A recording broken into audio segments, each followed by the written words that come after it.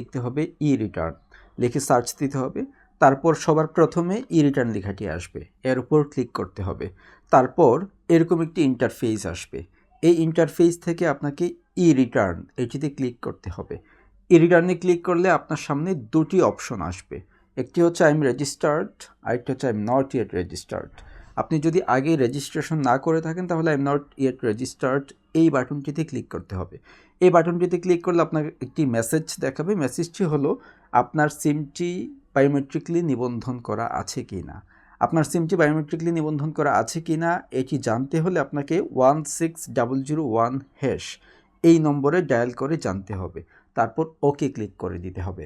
আপনার টিন নম্বর, মোবাইল নম্বর এবং captcha type করে ভেরিফাই বাটনে ক্লিক করতে হবে। আপনার ফোনে একটি ওটিপি আসবে, সেই ওটিপি নাম্বারটি বসলে আপনার নিবন্ধন সম্পন্ন হবে।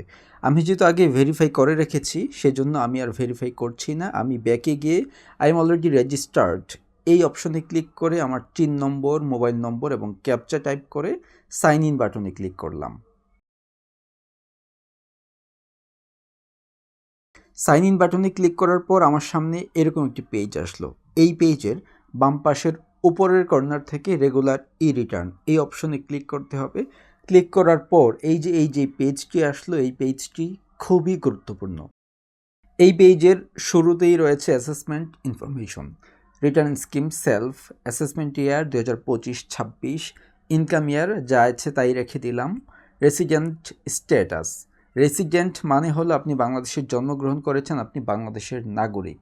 আপনি যদি বাংলাদেশের বাইরে অবস্থান করেন অর্থাৎ আপনি যদি প্রবাসী হন তাহলেও আপনি রেসিডেন্ট।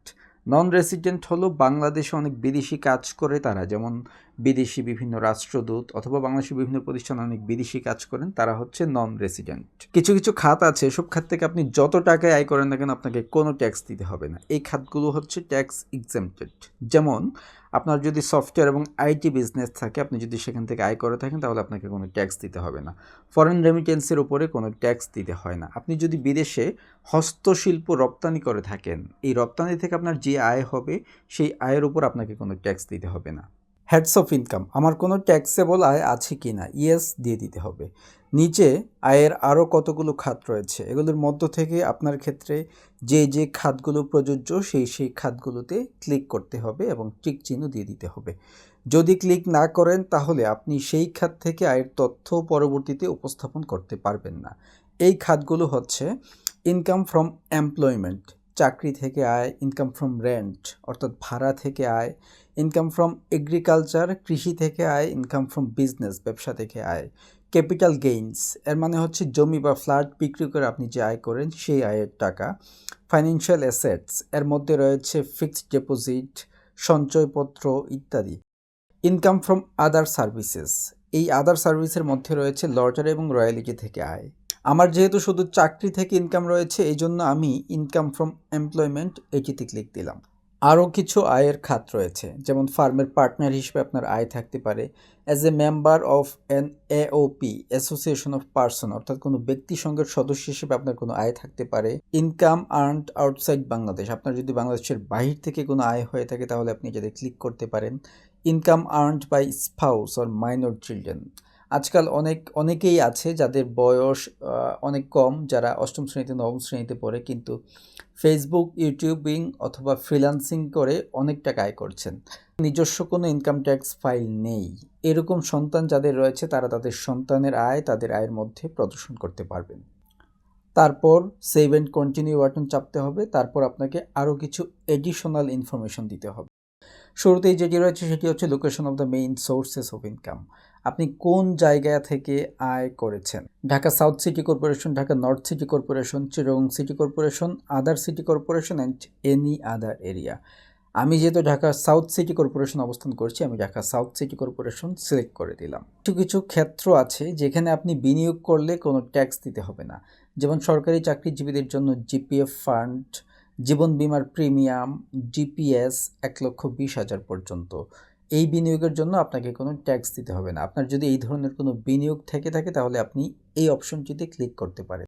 আইটি 10B রিকোয়ারমেন্টস, আপনার যদি নিচের এই খাতগুলো থেকে কোনোটি থেকে থাকে তাহলে ইয়েস ক্লিক করবেন অথবা নো ক্লিক করবেন। তারপর save and continue button click করতে হবে। এমপ্লয়মেন্ট টাইপ, এখানে কয়েক ধরনের এমপ্লয়মেন্টের কথা বলা আছে। Government pay scale employment through আইবাস plus plus. আপনার যদি আইবাস প্লাস প্লাস সফটওয়্যার সিস্টেমের মাধ্যমে বেতন হয়ে থাকে তাহলে আপনি এইটিতে ক্লিক করবেন। আর যদি আপনি সরকারি চাকরিজীবী কিন্তু আপনার বেতন আইবাসে হয় না, তাহলে এই দ্বিতীয়টিতে ক্লিক করতে হবে। আপনি যদি প্রাইভেট চাকরিজীবী হন তাহলে এটি সিলেক্ট করতে হবে। আমি government pay scale iBAS plus plus এইটিতে ক্লিক করলাম। সেভ এন্ড কন্টিনিউ বাটনে ক্লিক করতে হবে। তারপর আমাকে দিতে হবে অফিসের নাম। আমি দিয়ে দিলাম NBR, ডেজিগনেশন XYZ, আপনার ক্ষেত্রে যেটি প্রযোজ্য আপনি সেটি দিয়ে দিবেন। তারপর আপনার বেতনের তথ্য দিতে হবে। যারা প্রাইভেট চাকরি করেন তাদের বেতনে যদি বাড়ি ভাড়া, হাউস রেন্ট এরকম আলাদা আলাদা কোনো খাত না থাকে তাহলে আপনারা মোট মূল্য একসাথে বসিয়ে দিবেন। আমি যেহেতু সরকারি চাকরিজীবীদের জন্য এই রিটার্নটা ফিল আপ করছি, আমি এখানে সরকারি চাকরিজীবীদের যে খাতগুলো আছে সেই খাত প্রত্যেকটিতেই আমার বেতন দেখাবো। আমি বেসিক পে দিয়ে দিলাম 2,22,360 টাকা, হাউস রেন্ট দিয়ে দিলাম 1,22,298 টাকা, মেডিকেল অ্যালাউন্স দিয়ে দিলাম 18,000 টাকা, বাংলা নিউ ইয়ার অ্যালাউন্স দিয়ে দিলাম 3,760 টাকা এবং ফেস্টিভ্যাল অ্যালাউন্স দিয়ে দিলাম 37,060 টাকা। প্রভিডেন্ট ফান্ডের ইন্টারেস্ট এবং স্পেশাল বেনিফিটের তথ্য দেওয়ার জন্য অ্যাড মোর বাটনে ক্লিক করতে হবে। তারপর দিতে হবে ব্যয়ের তথ্য।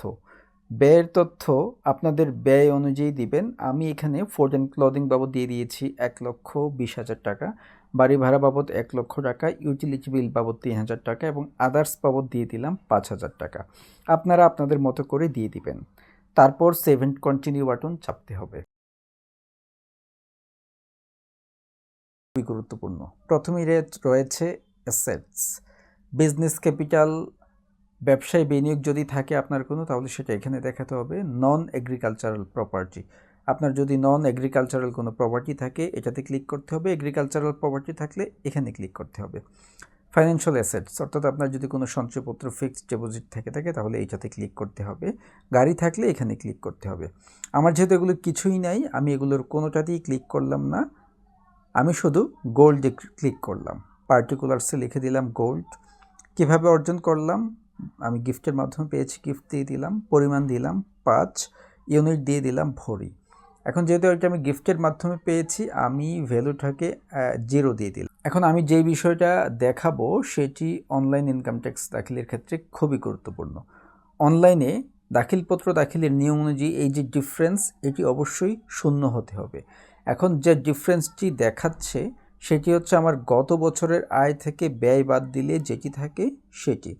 এখন আমাদের আগেরও সঞ্চয় থাকতে পারে, আমরা আগের সঞ্চয়টি দেখাবো আদার রিসিপ্টসে। এখানে পার্টিকুলারসে দিয়ে দিব প্রিভিয়াস সেভিংস, রেফারেন্সে দিয়ে দিব tuition, job and gift, amount দিয়ে দিলাম 5 লক্ষ টাকা। এই 5 লক্ষ টাকা হচ্ছে আমার সারা জীবনের সঞ্চয়। আমার আগের জমানো টাকা হচ্ছে 5 লক্ষ টাকা, গত বছরের জমানো হচ্ছে 1,51,403 টাকা। এই 6,51,403 টাকা হচ্ছে আমার কাছে আছে, আমার হাতে আছে। ক্যাশ ইন হ্যান্ডে দেখিয়ে দিব, তাহলে দেখুন ডিফারেন্সটা 0 হয়ে যাবে। তারপর সেভ এন্ড কন্টিনিউ বাটন চাপতে হবে। এবার দেখুন আমাদের ট্যাক্স 0 দেখাচ্ছে। দেখুন উপর থেকে নিচ পর্যন্ত সব জায়গাতেই 0 দেখাচ্ছে। এরপর আমরা উপরে চলে যাই। উপরে রিটার্ন ভিউতে ক্লিক করলে আমরা রিটার্নটি আবার দেখতে পারবো। রিটার্নটি পুঙ্খানুপুঙ্খভাবে যাচাই করতে হবে এই রিটার্ন ভিউ থেকে। রিটার্ন ভিউতে পুঙ্খানুপুঙ্খভাবে যাচাই করার পর আমি ব্যাকে যাব, তারপর ক্লিক করব প্রসিড টু অনলাইন রিটার্ন, তারপর সাবমিট বাটনে ক্লিক করলেই রিটার্ন সাবমিট হয়ে যাবে। আমি যেহেতু আপনাদেরকে ডেমো দেখাচ্ছি, আমি সাবমিট রিটার্ন এই বাটনটিতে ক্লিক করছি না। আপনারা এই সাবমিট রিটার্ন বাটনে ক্লিক করলে অ্যাকনলেজমেন্ট স্লিপ পেয়ে যাবেন। রিটার্ন ডাউনলোড করে সংরক্ষণ করে রাখতে পারবেন। এটি সংরক্ষণ করে রাখা খুবই জরুরি, কারণ এগুলো ভবিষ্যতে আপনার কাজে লাগতে পারে। আমি যেহেতু আপনাদেরকে ডেমো হিসেবে আজকের এই ভিডিওটি দেখিয়েছি, সেহেতু আমি সাবমিট করছি না, আমি ব্যাকে চলে যাচ্ছি। ভিডিওটি যদি ভালো লেগে থাকে তাহলে অবশ্যই সাবস্ক্রাইব করবেন এবং শেয়ার করে অন্যদের জানার সুযোগ করে দিবেন। সবাইকে অসংখ্য ধন্যবাদ।